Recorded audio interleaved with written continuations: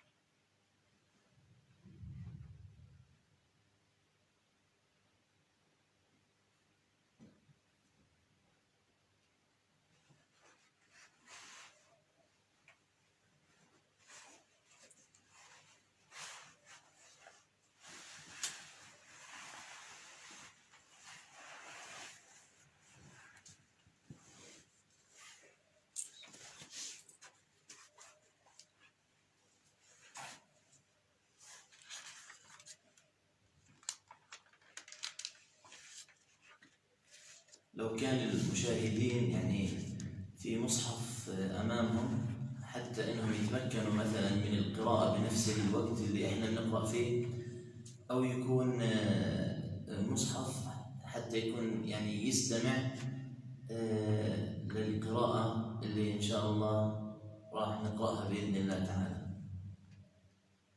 طبعا اليوم هو اليوم الأول من شهر رمضان المبارك، تقبل الله منا ومنكم صالح الأعمال، وكل عام وأنتم بخير. فبإذن الله تعالى سنبدأ اليوم الجزء الأول من القرآن الكريم، وسنستمر إن شاء الله في كل يوم إن مكننا الله سبحانه وتعالى من الاستمرار. سنكمل بإذن الله تعالى في كل يوم جزء من القرآن الكريم. وللعلم أن القرآن الكريم 30 جزءا، وعدد أيام الشهر 30 يوما أو 29 يوم. فنحن إن شاء الله تعالى سنختم القرآن الكريم في هذا الشهر المبارك، إن كان في كل يوم قراءة جزء من القرآن. أما لمن هو متمكن من القرآن الكريم ويحفظ القرآن الكريم فعليه أن يقرأ في كل يوم أكثر من جزء من القرآن. وهذا الشهر شهر الأجر والثواب، هذا الشهر شهر الأعمال الصالحة وشهر الطاعات وشهر القرآن، كما قال الله عز وجل: شهر رمضان الذي أنزل فيه القرآن هدى للناس وبينات من الهدى والفرقان. فهذا الشهر هو شهر القرآن الكريم. الإنسان عليه أن يتقرب من الله سبحانه وتعالى بالازدياد في الأعمال الصالحة والطاعات. ونسأل الله سبحانه وتعالى أن يوفقنا وإياكم، وأن يجعلنا الله عز وجل من المغفور لهم في هذا الشهر الكريم. فهو أول 10 من أيامه، أوله رحمة وأوسطه مغفرة وآخره عتق من النار. فهذا الشهر الكريم هذه الأيام الأولى هي أيام الرحمة، يرحم الله سبحانه وتعالى بها من شاء من عباده. ثم بعد ذلك يتصف شهر رمضان بالمغفرة، وآخره عتق من النار، وآخره عتق من النار.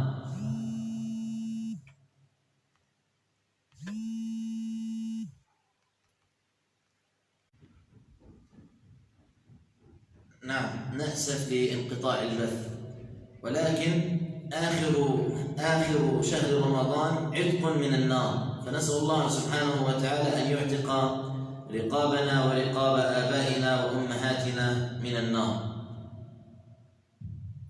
لذلك الآن إن شاء الله تعالى سنبدأ بتلاوة الجزء الأول من القرآن الكريم، ونسأل الله سبحانه وتعالى أن يتقبل منا ومنكم.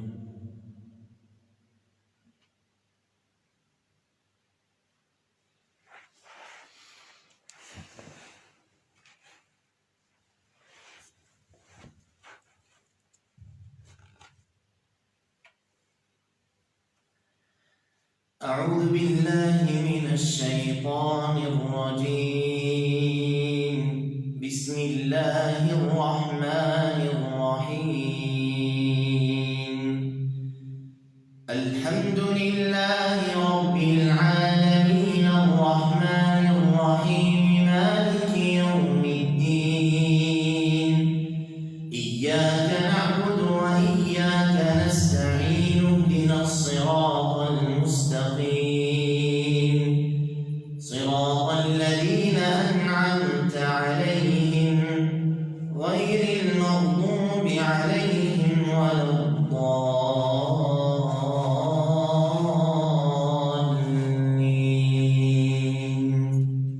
آمين. بسم الله الرحمن الرحيم. ألف لام ميم.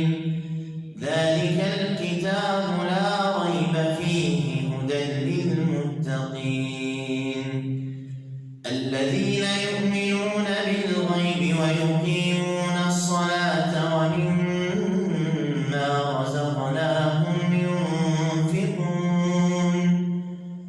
والذين يؤمنون بما أنزل إليك وما أنزل من قبلك وبالآخرة هم يوقنون أولئك على هدى من ربهم وأولئك هم المفلحون. إن الذين كفروا سواء عليهم أأنذرتهم أم لم تنذرهم لا يؤمنون. ختم الله على قلوبهم وعلى سمعهم وعلى أبصارهم غشاوة ولهم عذاب عظيم. ومن الناس من يقول آمنا بالله وباليوم الآخر وما هم بمؤمنين يخادعون الله والذين آمنوا وما يخدعون إلا أنفسهم وما يشعرون. في قلوبهم مرض فزادهم الله مرضا ولهم عذاب أليم بما كانوا يكذبون. وإذا قيل لهم لا تفسدوا في الأرض قالوا إنما نحن مصلحون. ألا إنهم هم المفسدون ولكن لا يشعرون. وإذا قيل لهم آمنوا كما آمن الناس قالوا أنؤمن كما آمن السفهاء. ألا إنهم هم السفهاء ولكن لا يعلمون. وإذا لقوا الذين آمنوا قالوا آمنا وإذا خلوا إلى شياطينهم قالوا إنا معكم إنما نحن مستهزئون. الله يستهزئ بهم ويمدهم في طغيانهم يعمهون.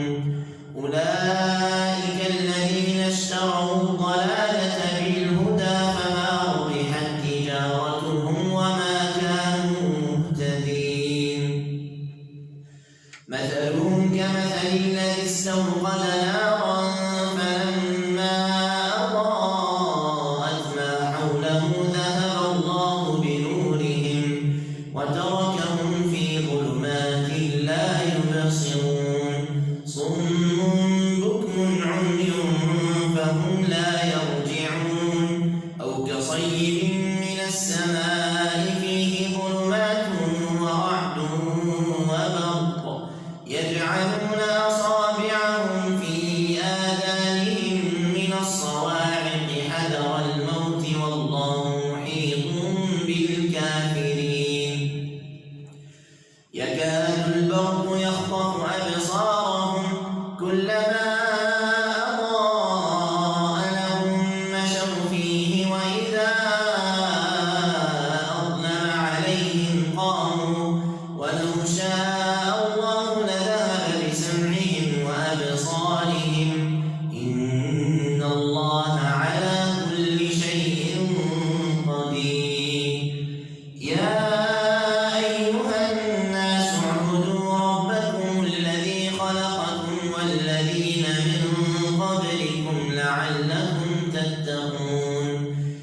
الذي جعل لكم الأرض فراشا والسماء بناء وأنزل من السماء ماء فأخرج به من الثمرات رزقا لكم فلا تجعلوا لله أندادا وأنتم تعلمون وإن كنتم في ريب مما نزلنا على عبدنا فأتوا بسورة من مثله وادعوا شهداءكم من دون الله إن كنتم صادقين فإن لم تفعلوا ولن تفعلوا فاتقوا النار التي وقودها الناس والحجارة أعدت للكافرين وبشر الذين آمنوا وعملوا الصالحات أن لهم جنات تجري من تحتها الأنهار كلما رزقوا منها من ثمرة رزقا قالوا هذا الذي رزقنا من قبل وأتوا به متشابها ولهم فيها أزواج مطهرة وهم فيها خالدون إن الله لا يستحيي أن يضرب مثلا ما بعوضة فما فوقها فأما الذين آمنوا فيعلمون أنه الحق من ربهم وأما الذين كفروا فيقولون ماذا أراد الله بهذا مثلا يضل به كثيرا ويهدي به كثيرا وما يضل به إلا الفاسقين الذين ينقضون عهد الله من بعد ميثاقه ويقطعون ما أمر الله به أن يوصل ويفسدون في الأرض أولئك هم الخاسرون كيف تكفرون بالله وكنتم أمواتا فأحياكم ثم يميتكم ثم يحييكم ثم إليه ترجعون هو الذي خلق لكم ما في الأرض جميعا ثم استوى إلى السماء فسواهن 7 سماوات وهو بكل شيء عليم وإذ قال ربك للملائكة إني جاعل في الأرض خليفة قالوا أتجعل فيها من يفسد فيها ويسفك الدماء ونحن نسبح بحمدك ونقدس لك قال إني أعلم ما لا تعلمون وعلم آدم الأسماء كلها ثم عرضهم على الملائكة فقال أنبئوني بأسماء هؤلاء إن كنتم صادقين قالوا سبحانك لا علم لنا إلا ما علمتنا إنك أنت العليم الحكيم قال يا آدم أنبئهم بأسمائهم فلما أنباهم بأسمائهم قال ألم أقل لكم إني أعلم غيب السماوات والأرض وأعلم ما تبدون وما كنتم تكتمون وإذ قلنا للملائكة اسجدوا لآدم فسجدوا إلا إبليس أبى واستكبر وكان من الكافرين وقلنا يا آدم اسكن أنت وزوجك الجنة وكلا منها رغدا حيث شئتما ولا تقربا هذه الشجرة فتكونا من الظالمين فأزلهما الشيطان عنها فأخرجهما مما كانا فيه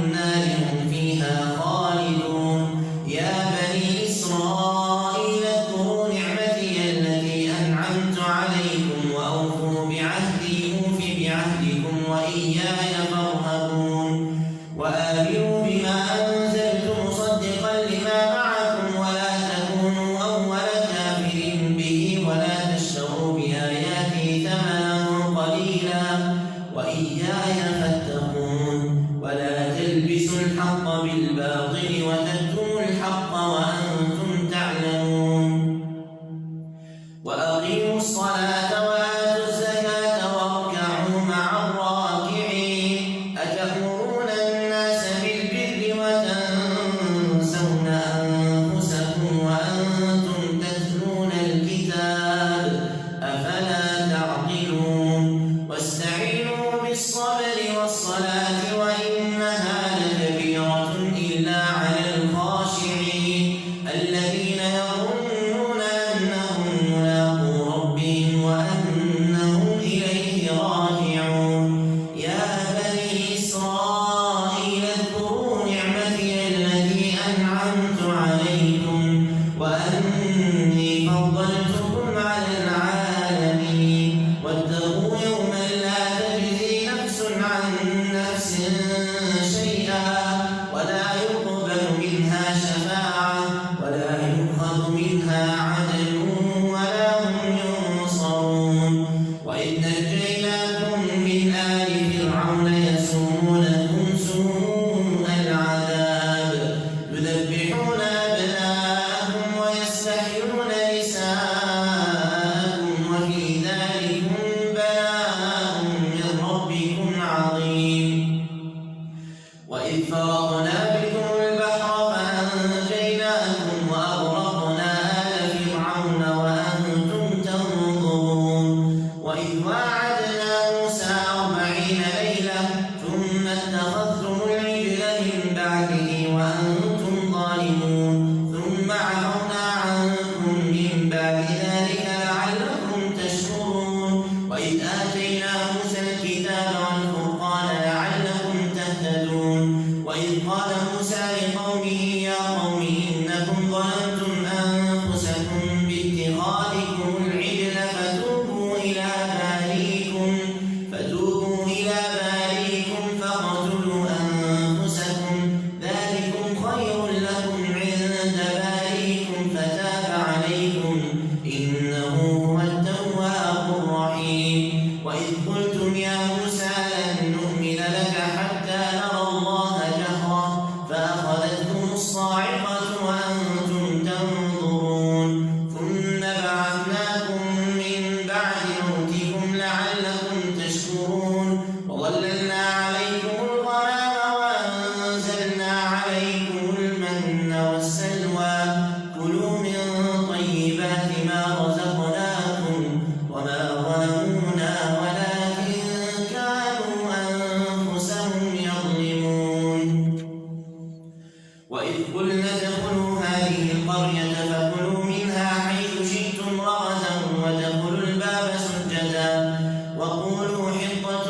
نغفر لكم خطاياكم وسنزيد المحسنين فبدل الذين ظلموا قولا غير الذي قيل لهم فأنزلنا على الذين ظلموا رجزا من السماء بما كانوا يفسقون وإذ استسقى موسى لقومه فقلنا اضرب بعصاك الحجر فانفجرت منه 12 عينا قد علم كل أناس مشربهم كلوا واشربوا من رزق الله ولا تعثوا في الأرض مفسدين وإذ قلتم يا موسى لن نصبر على طعام واحد فادع لنا ربك يخرج لنا مما تنبت الأرض من بقلها وقثائها وفومها وعدسها وبصلها قال أتستبدلون الذي هو أدنى بالذي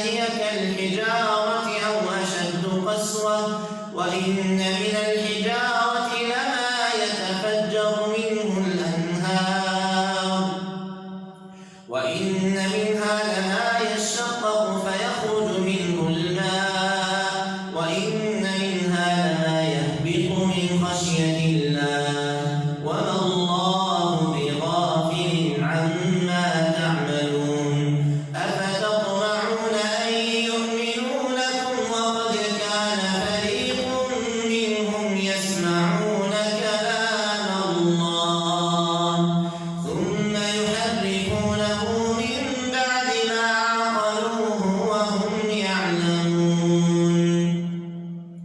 وإذا لقوا الذين آمنوا قالوا آمنا وإذا خلا بعضهم إلى بعض قالوا أتحدثونهم بما فتح الله عليكم ليحاجوكم به عند ربكم أفلا تعقلون أولا يعلمون أن الله يعلم ما يسرون وما يعلنون ومنهم أميون لا يعلمون الكتاب إلا أماني وإن هم إلا يظنون فويل للذين يكتبون الكتاب بأيديهم ثم يقولون هذا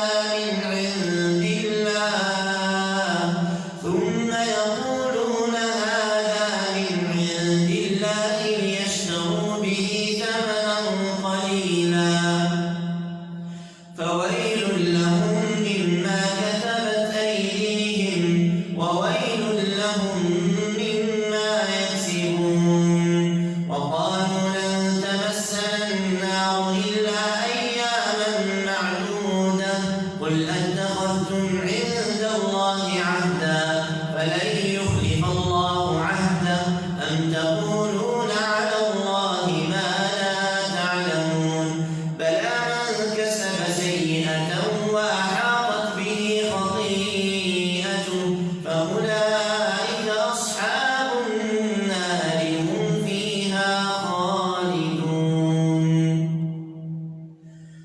والذين آمنوا وعملوا الصالحات أولئك أصحاب الجنة هم فيها خالدون وإذ أخذنا ميثاق بني إسرائيل لا تعبدون إلا الله وبالوالدين إحسانا وذي القربى واليتامى والمساكين وقولوا للناس حسنا وأقيموا الصلاة وآتوا الزكاة ثم توليتم إلا قليلا منكم وأنتم معرضون وإذ أخذنا ميثاقكم لا تسفكون دماءكم ولا تخرجون أنفسكم من دياركم ثم أقررتم وأنتم تشهدون ثم أنتم هؤلاء تقتلون أنفسكم وتخرجون فريقا منكم من ديارهم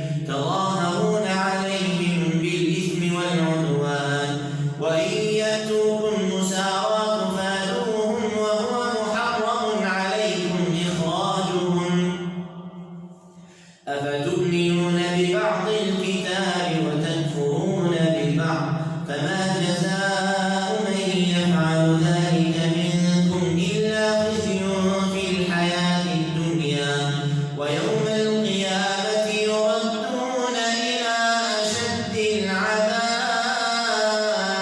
العذاب وما الله بغافل عما تعملون أولئك الذين اشتروا الحياة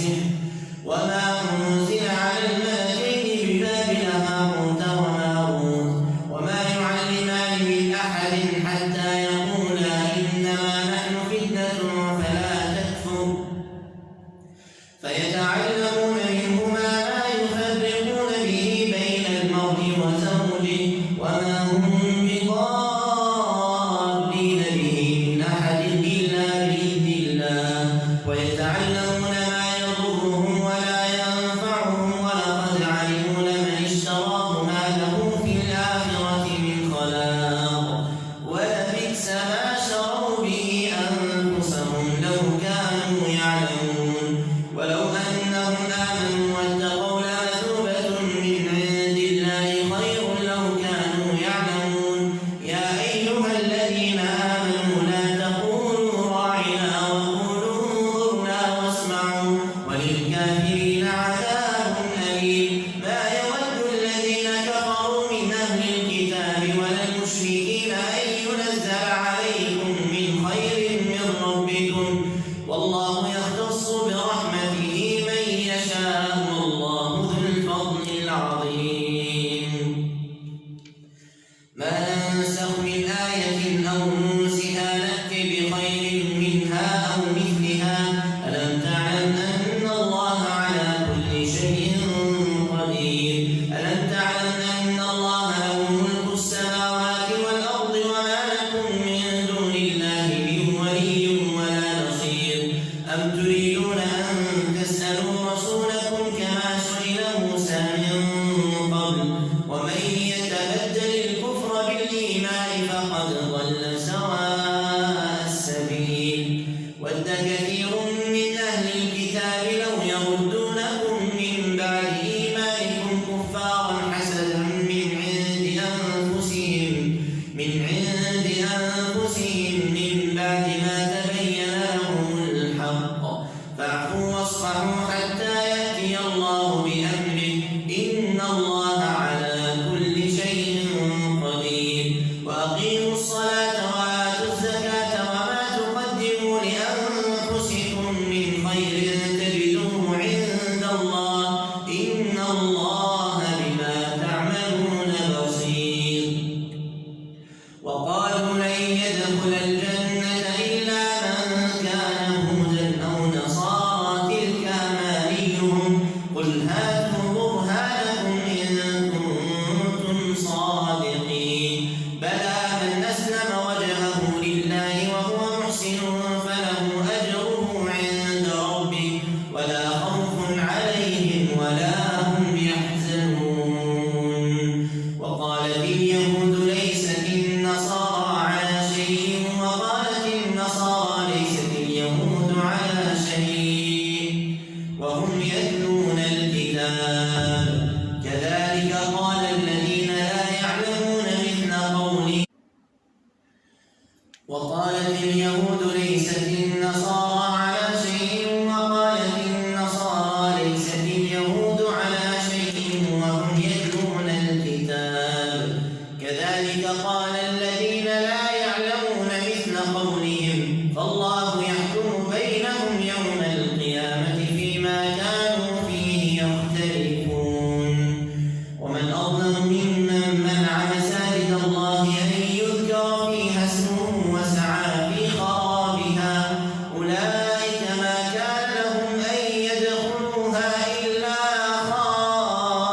خائفين لهم في الدنيا خزي ولهم في الآخرة عذاب عظيم ولله المشرق والمغرب فأينما تولوا فثم وجه الله إن الله واسع عليم وقالوا اتخذ الله ولدا سبحانه بل له ما في السماوات والأرض كل له قانتون بديع السماوات والأرض وإذا قضى أمرا فإنما يقول له كن فيكون وقال الذين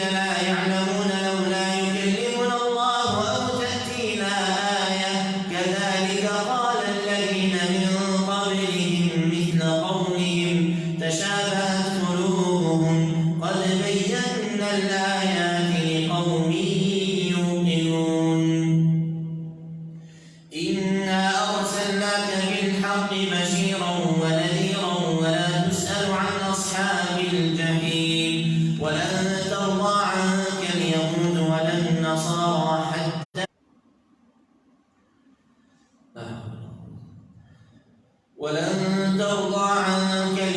ولا النصارى حتى تتبع ملتهم قل إن هدى الله هو الهدى ولئن اتبعت أهواءهم بعد الذي جاءك من العلم ما لك من الله من ولي ولا نصير الذين آتيناهم الكتاب يتلونه حق تلاوته أولئك يؤمنون به ومن يكفر به فأولئك هم الخاسرون يا بني إسرائيل اذكروا نعمتي التي أنعمت عليكم وأني فضلتكم على العالمين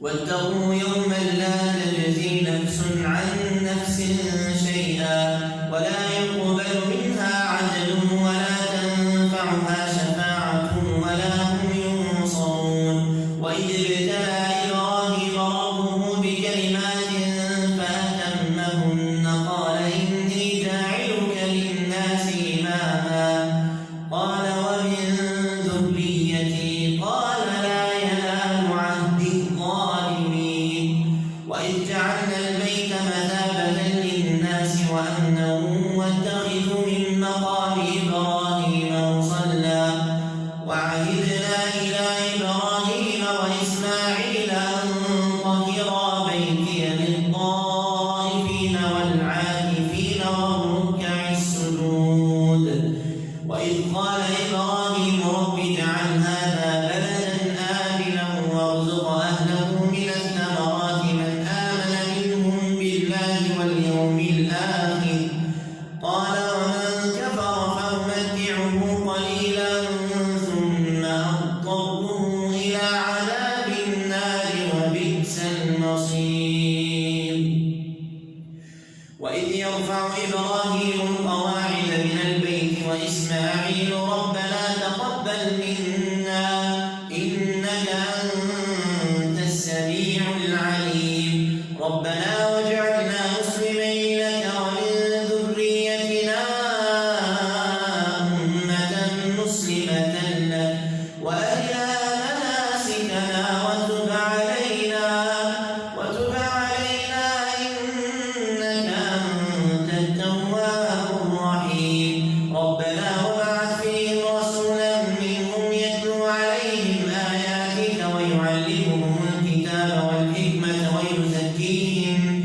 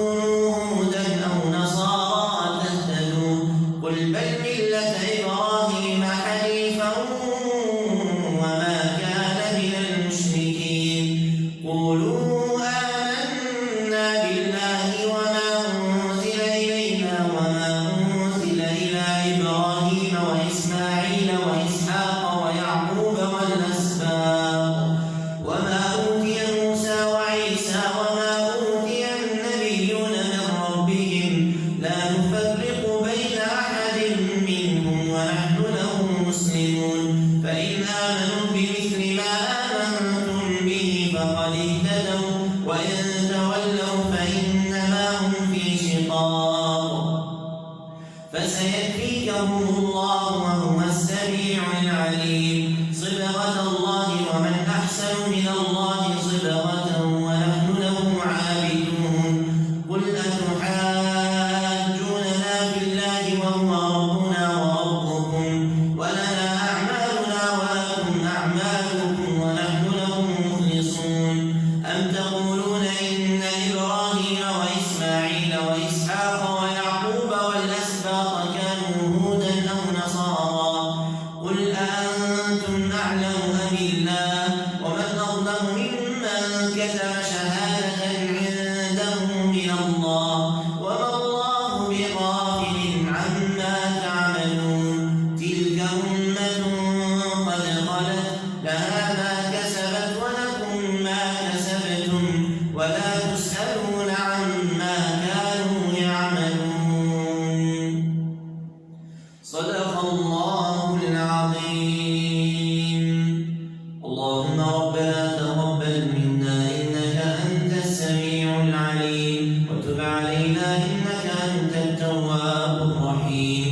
اللهم اغفر لنا ذنوبنا صغيرها وكبيرها يا رب العالمين. اللهم لا تدع لنا في هذا المقام ذنبا إلا غفرته ولا هما إلا فرجته ولا دينا إلا قضيته ولا حاجة من حوائج الدنيا والآخرة إلا قضيتها يا أرحم الراحمين. يا مغيث المستغيثين يا مغيث المستغيثين يا ودود يا ذا العرش المجيد يا فعال لما تريد. اللهم تقبل منا صلاتنا اللهم تقبل منا صيامنا اللهم تقبل منا قيامنا. اللهم يا ذا الجلال والإكرام اجعلنا ممن كتبت لهم المغفرة في هذا الشهر الكريم. اللهم اعتق رقابنا ورقاب آبائنا وأمهاتنا وأزواجنا وأولادنا وجميع جهنم يا ذا الجلال والإكرام. اللهم يا رب العالمين يا ذا الجلال والإكرام. اللهم إنا نعوذ بك من البرص والجنون والجذام ومن سيء الأسقام. اللهم ابعد عنا البلاء والوباء.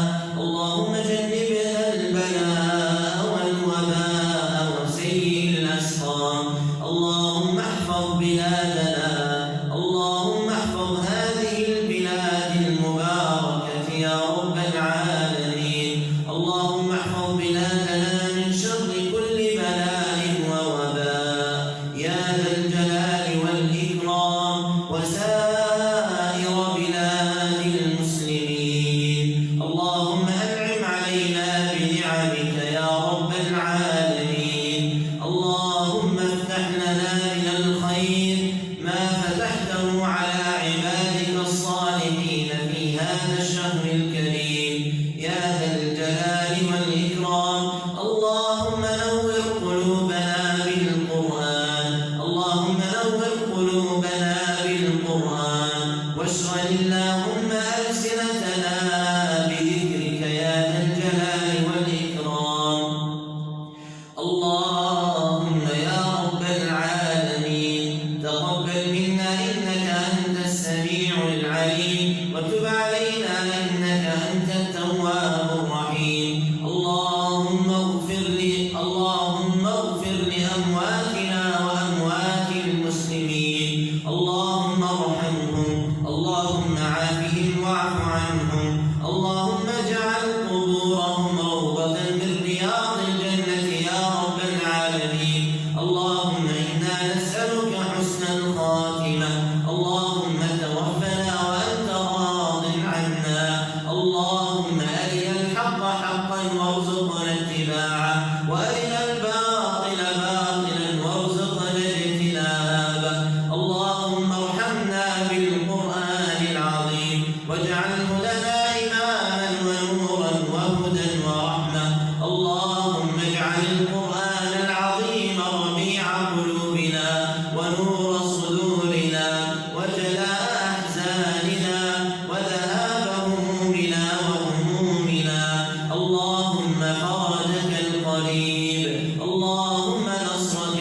القريب الذي وعدتنا به في كتابك، ألا إن نصر الله قريب.